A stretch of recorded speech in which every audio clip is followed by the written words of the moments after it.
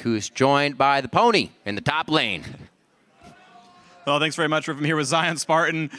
So first of all, you crushed that game. Congratulations on that one. So I want to talk to you about the top lane matchup. Lane swap happened. You went Doran's Blade expecting to jungle, all that fun stuff. How did you get so far ahead of Hanser?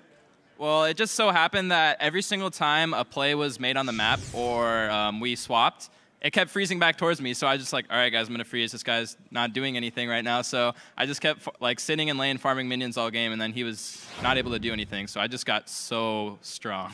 Yeah, I noticed that one. So if roles are reversed and every time you went for a play, it's freezing against you time and time again, how would you have actually broken that and try to keep yourself relevant in the game?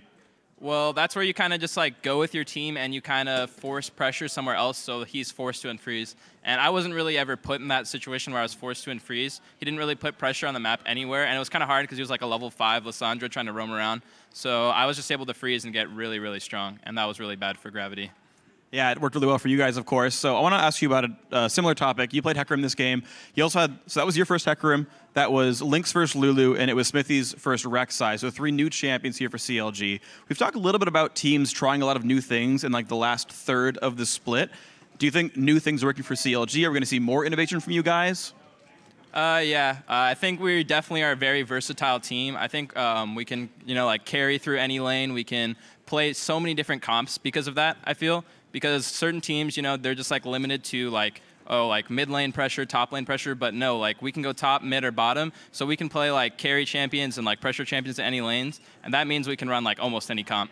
Is it hard to practice where you've got to run like 5 different types of games over and over again? Is it hard to like prepare for all that?